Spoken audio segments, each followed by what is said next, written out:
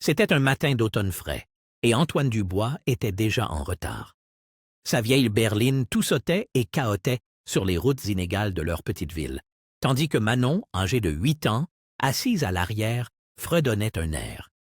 Ses cheveux bruns et bouclés étaient noués en 2 couettes, et son sac à dos, un peu grand pour elle, reposait à côté d'elle.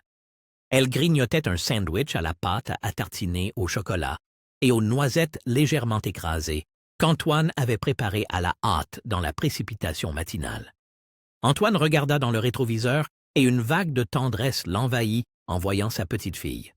« Prête pour ton grand contrôle de maths, Manon ?» demanda-t-il avec un sourire prudent.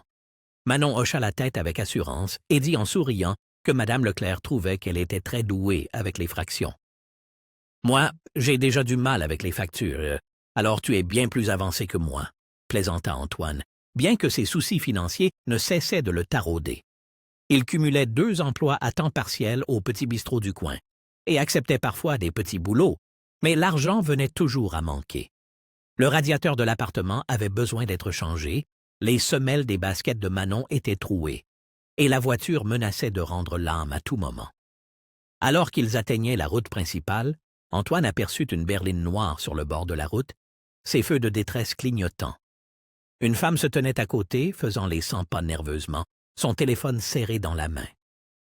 Quelque chose dans sa posture, un mélange de raideur et d'incertitude, poussa Antoine à ralentir. « Papa, qu'est-ce que c'est qui arrive à sa voiture ?» demanda Manon en se penchant en avant pour mieux voir. « On dirait un pneu crevé, » répondit Antoine, une pointe d'hésitation dans la voix, puis il jeta un œil à sa montre. S'il s'arrêtait pour aider, il serait certainement en retard pour son service au bistrot, mais il ne pouvait se résoudre à laisser cette femme en détresse. Il se gara sur le bas-côté et dit « Reste ici un instant, Manon. Je reviens tout de suite. » Manon acquiesça et regarda son père sortir une boîte à outils rouillée du coffre avant de s'approcher de la voiture en panne. « Bonjour, » lança Antoine, son souffle formant un petit nuage de vapeur dans l'air froid. « Puis-je vous aider? » La femme leva les yeux, surprise, comme si elle ne s'attendait pas à ce que quelqu'un s'arrête réellement. Elle était élégamment vêtue d'un manteau bleu marine ajusté, et ses bottes en cuir brillant luisaient, bien que poussiéreuses à cause des graviers. « Oh oui, s'il vous plaît, votre aide serait la bienvenue, » dit-elle avec un rire nerveux. « J'essaie de joindre la dépanneuse sans arrêt, mais ils m'ont dit que cela pourrait prendre des heures avant qu'ils n'arrivent. »« Vous avez de la chance, » répondit Antoine avec un sourire chaleureux.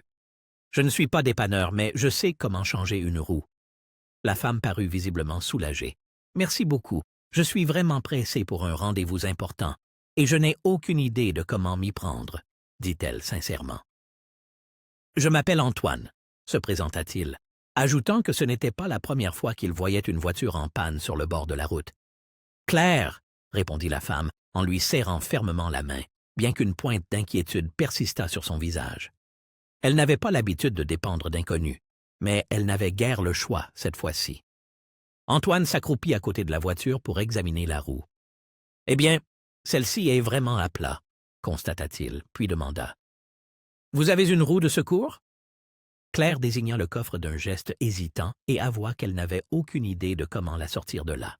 « Pas de problème, » dit Antoine en se dirigeant vers l'arrière de la voiture, où il trouva effectivement une roue de secours et des outils, apparemment jamais utilisés. Alors qu'ils commençaient à les trier, Manon sortit de leur propre voiture et suivit les événements avec curiosité. « Manon, qu'est-ce que tu fais là? » lui lança Antoine, plus amusé que réprobateur. « Je veux aider, » répondit Manon en courant vers Claire. « Bonjour, je m'appelle Manon et papa est très fort pour ce genre de choses. » Claire lui sourit. « Bonjour Manon, tu as vraiment de la chance d'avoir un papa aussi gentil. » Antoine, qui essayait de desserrer les boulons de la roue, lança avec effort. « Tu entends ça, ma puce? Je suis gentil. Retiens-le pour la prochaine fois où je te demanderai de ranger ta chambre, » ajouta-t-il d'un ton badin. Manon gloussa et Claire se sentit plus détendue en leur compagnie, bien que les boulons de la roue se montrassent récalcitrants. Le changement de roue s'avéra cependant plus difficile que prévu par Antoine, car les boulons n'avaient pas vu d'huile depuis longtemps. « Papa, tu as besoin de ma super force? » demanda Manon en contractant drôlement ses petits bras. « Peut-être bien, répondit Antoine en riant, tandis que des gouttes de sueur perlaient sur son front. Claire s'approcha, visiblement gênée de simplement regarder quelqu'un d'autre travailler sur sa voiture. « Puis-je aider en quelque chose? » demanda-t-elle d'un air coupable, ce à quoi Antoine lui demanda de tenir fermement la petite lampe de poche. « Manon, toi, surveille la route, d'accord? » ajouta-t-il, et ils continuèrent en la réparation en équipe. Bien que cela prît plus de temps que prévu, Antoine lutta avec détermination contre les boulons tenaces. « J'y suis presque, » murmura-t-il en desserrant enfin le dernier. Dès qu'il eut retiré la roue crevée et monté la roue de secours, le visage de Claire changea, comme envahi d'un soulagement mêlé de gratitude.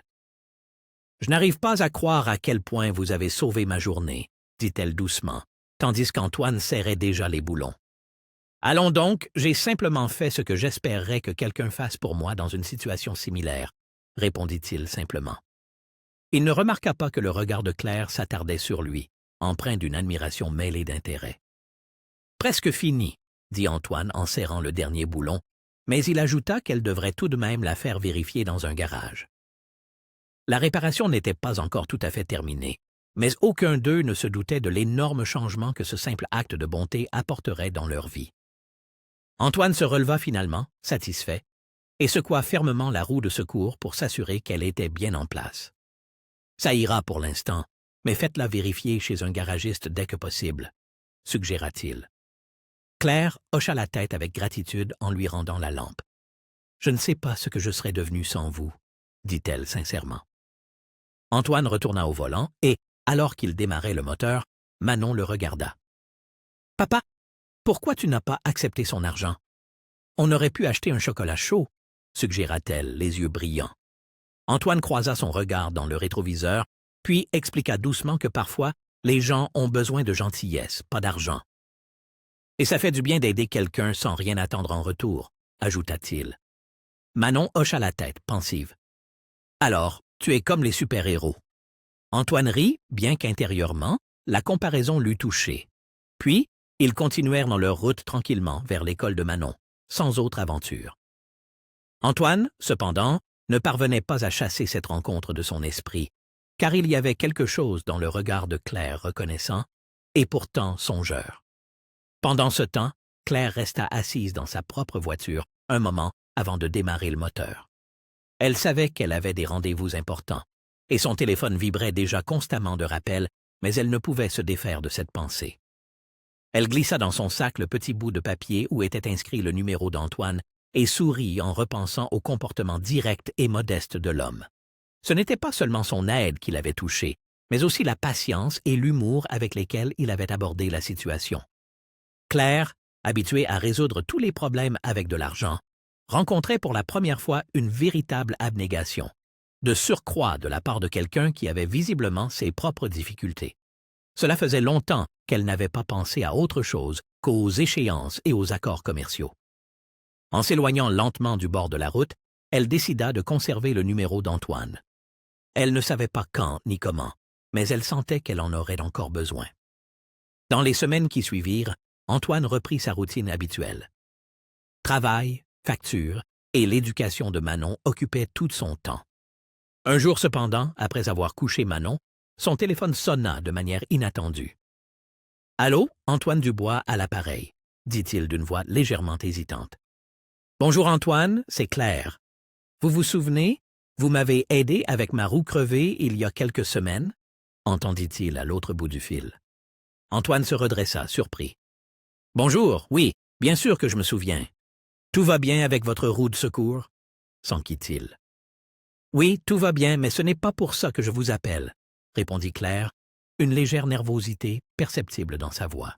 « Je sais que vous n'avez accepté aucune forme de remerciement à l'époque, mais j'aimerais faire quelque chose pour vous, car vous avez sauvé ma journée ce jour-là. » Antoine fut embarrassé. « Ce n'est vraiment pas nécessaire, j'ai été réellement heureux de pouvoir aider. »« Mais moi, je pense que si, » l'interrompit Claire, doucement mais fermement.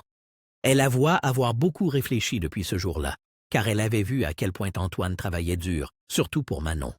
« Je pense que je pourrais vous aider, et j'aimerais que vous m'écoutiez au moins, » dit-elle sincèrement.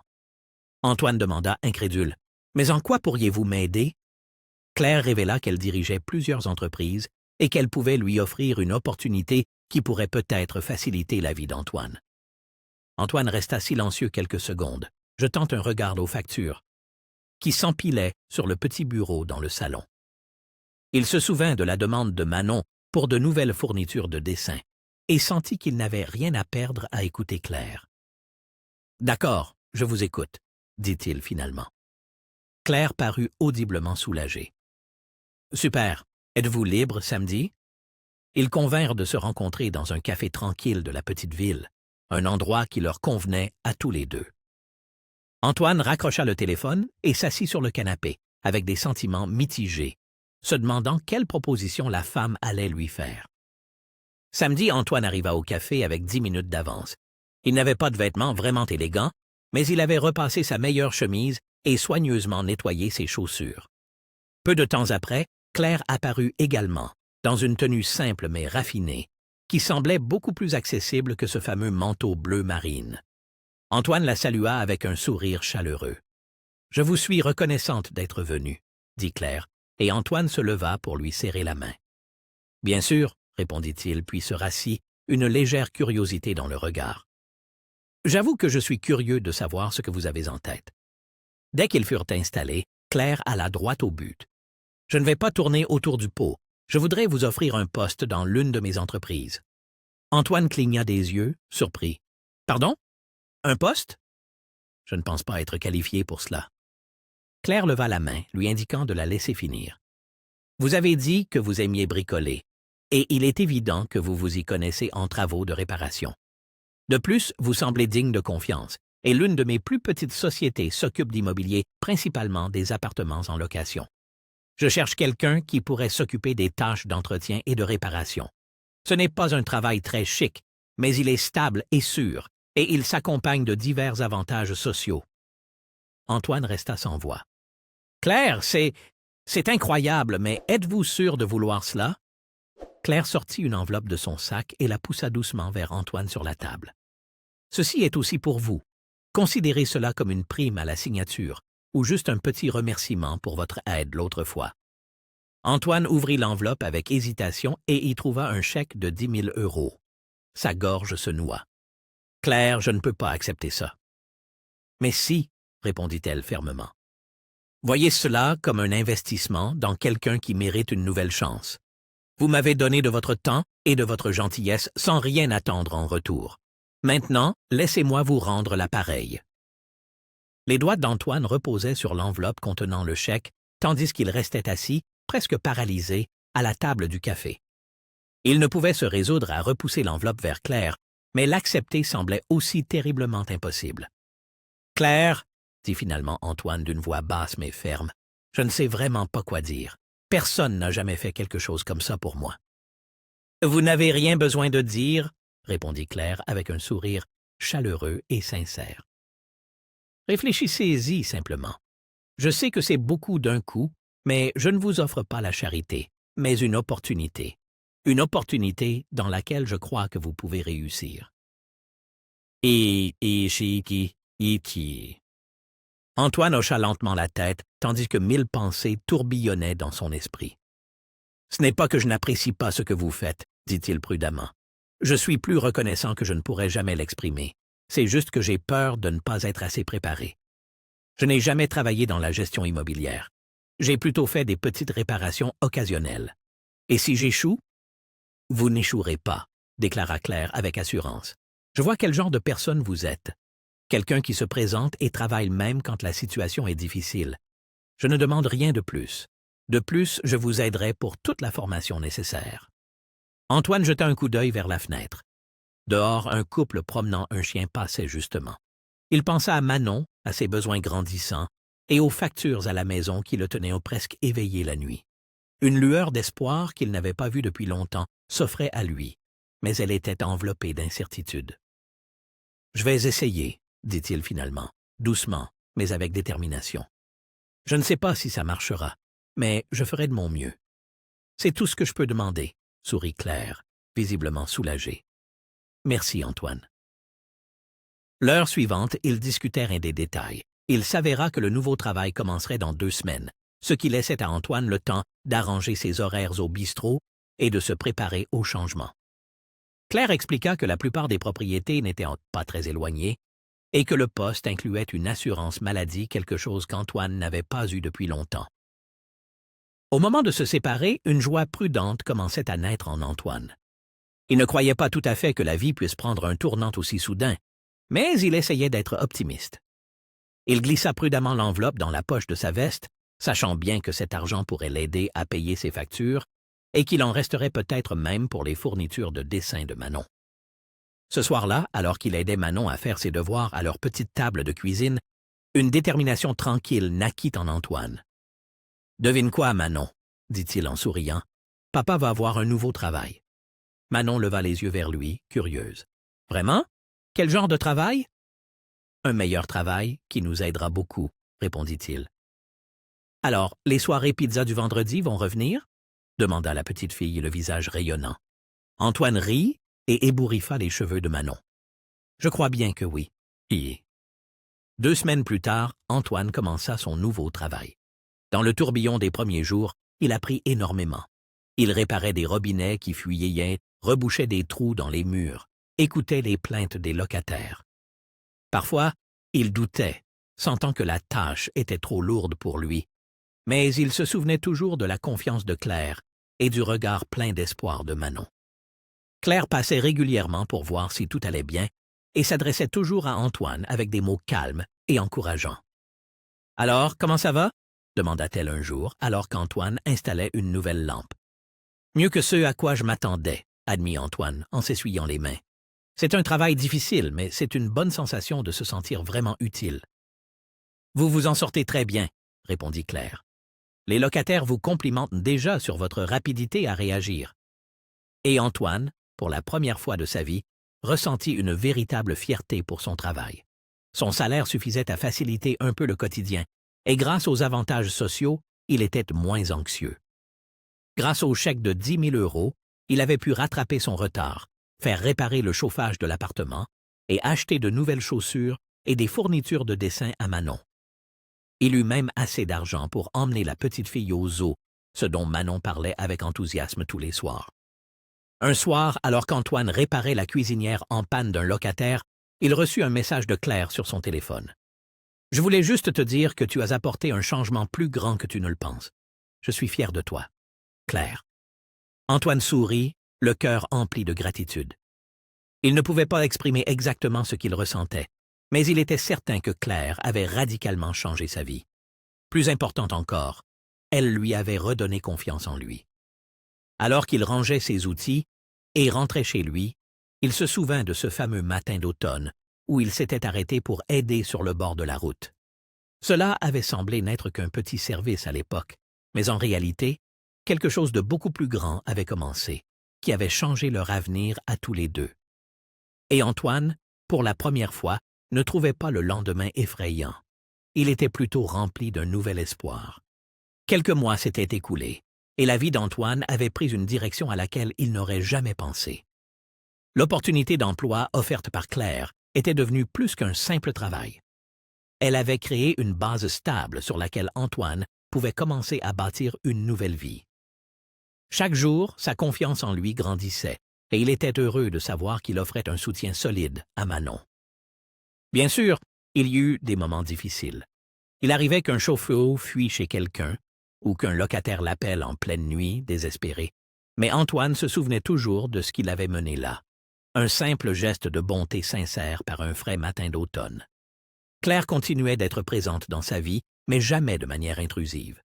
Une amitié discrète s'était nouée entre eux, basée sur un respect mutuel et la reconnaissance de ce qu'ils représentaient l'un pour l'autre.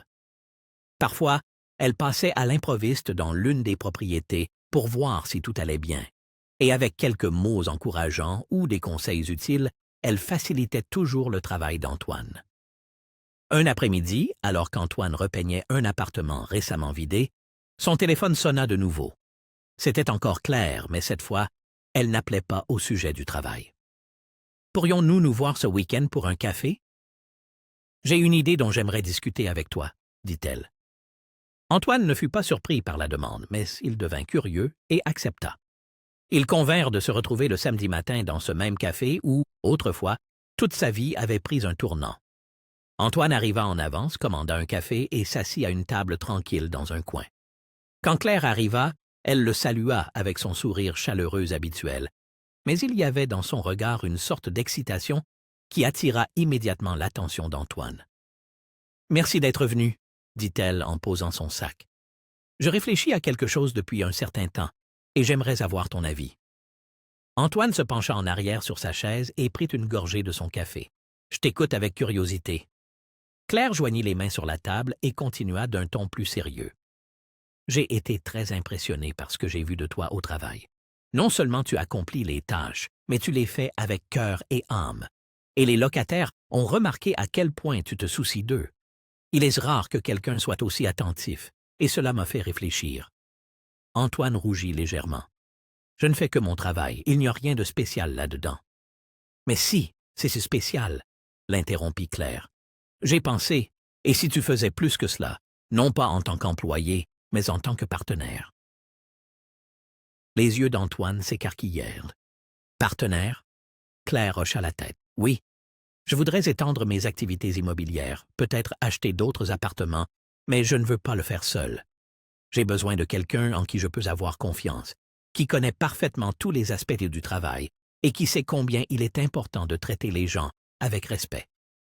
Je pense que tu es cette personne, Antoine. » Les mots flottaient silencieusement entre eux, lourdes de sens. Antoine eut du mal à trouver sa voix. « Claire, je ne sais pas quoi dire. J'ai l'impression que je commence tout juste à maîtriser les tâches quotidiennes, et un partenariat, c'est un tout autre niveau. »« Je sais que c'est un grand pas, » admit Claire, « mais tu es capable de bien plus que tu ne le penses. Je n'attends pas que tu décides aujourd'hui, réfléchis-y simplement. Si l'argent t'inquiète, nous trouverons une solution pour que ce soit gérable. C'est une opportunité de construire quelque chose ensemble, pas seulement pour moi, mais aussi pour toi et pour Manon. » Antoine fixa son café, laissant les mots de Claire infuser en lui. Être partenaire. Une situation qui dépassait de loin tout ce à quoi il avait jamais pensé, surtout après avoir vécu au jour le jour pendant des années. Pourtant, plus il y réfléchissait, plus il y sentait l'opportunité, un espoir et un but auquel il avait toujours aspiré. « Je vais y réfléchir, » dit-il finalement, en regardant Claire dans les yeux. « C'est tout ce que je demande, » répondit-elle, son sourire revenant. Dans les semaines qui suivirent, Antoine ne put chasser de son esprit l'opportunité offerte. Il en parla aussi à Manon, bien sûr, en adaptant l'explication à son niveau de compréhension, mentionnant que cela pourrait apporter encore plus de changements dans leur vie.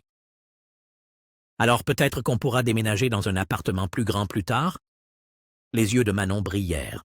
« Peut-être, » hocha la tête Antoine en lui ébouriffant les cheveux, « mais il se peut que je doive travailler encore plus pendant un certain temps. » Manon réfléchit un instant, puis déclara en souriant. « Je pense que tu devrais le faire, papa. Tu dis toujours qu'il faut être courageux et essayer de nouvelles choses. » Antoine se mit à rire, impressionné par l'intelligence de sa petite fille. Avec la bénédiction de Manon et sa propre détermination grandissante, il appela finalement Claire pour lui annoncer sa décision. « J'accepte, » dit-il d'une voix ferme. À partir de ce moment, la vie d'Antoine prit un nouveau tournant. Le travail en commun avec Claire apporta naturellement son lot de difficultés, mais il lui ouvrit des portes auxquelles il ne s'était jamais attendu. Il apprit à établir des budgets, à négocier des contrats et même à diriger une petite équipe.